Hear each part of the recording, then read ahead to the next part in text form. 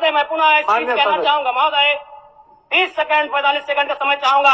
आदरणीय परम श्रद्धेय, सीजीएल का मामला अभी भी गर्म है। यदि सरकार को लग रहा है वो सच्चे हैं तो सांच को आंच क्या करा लीजिए जांच, सांच को आंच क्या करा लीजिए जांच। और अब कब तक बहाना दीजिएगा कि ये विपक्ष की साजिश है?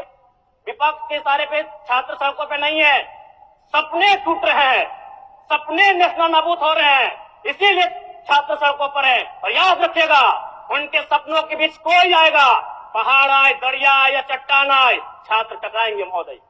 मैं फिर कहूंगा, यदि आप सच है तो सच को आंच क्या कराइए जांच, सीजीएल की जांच हो। मैं पुनः कहूंगा, खतियान आधारित स्थानीय नीति, विस्थापन नीति पुनः समीक्षा करते हुए लागू कैसे हो, उस दिशा में राज्य को बढ़ना चाहिए। महोदय, यदि वास्तव में मैया सम्मान की राशि 2500 रुपये सम्मान है तो मैं चाहूंगा हम लोग एक सार्थक दिशा में बढ़िया महोदय।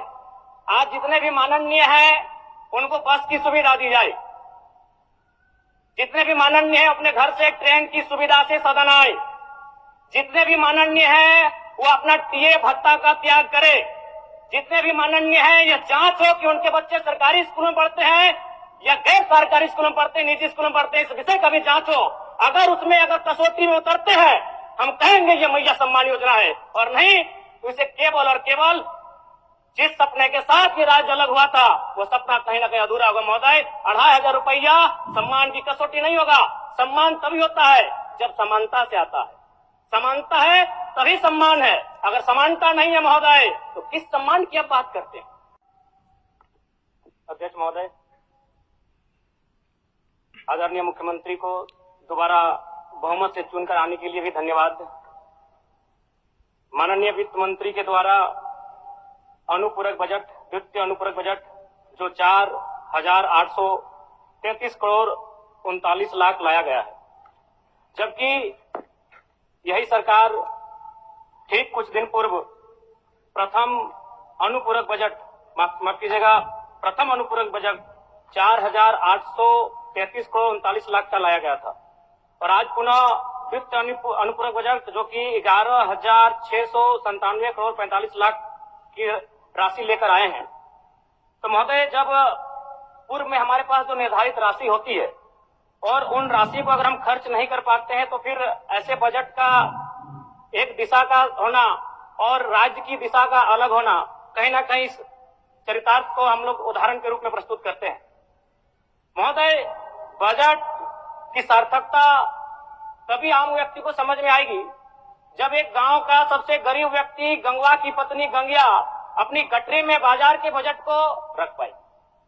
आज तमाम माननीयों ने, हमने भी सोचा था कि पक्ष की तरफ से विषय को रखा जाएगा, विपक्ष वाले तर्क को प्रस्तुत करेंगे और इसी बीच मैं एक नया नवेला युवा सीखने का कार्य करूंगा।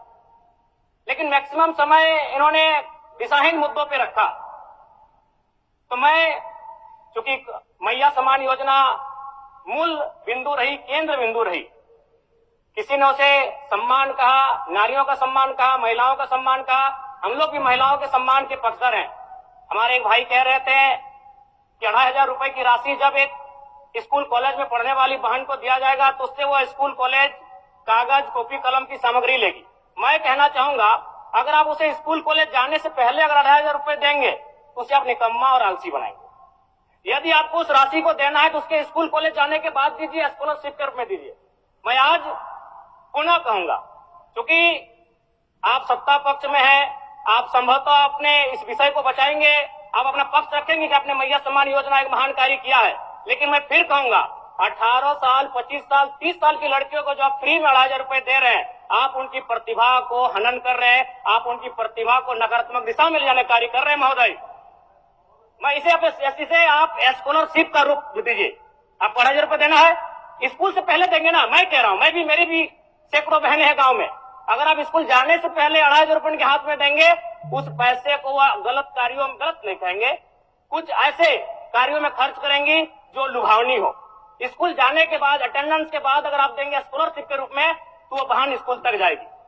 दूसरा सवाल और एक महत्वपूर्ण विषय महोदय। एक मिनट माननीय सदस्यगण, सभा की सहमति हो तो सदन की कार्रवाई समाप्त होने तक समय बढ़ाई जाए। बोलिए। अब समाप्त करिए, बोलिए। महोदय, यदि वास्तव में मैया सम्मान की राशि 2,500 रुपये सम्मान है, तो मैं चाहूंगा हम लोग एक सार्थक दिशा में बढ़े महोदय।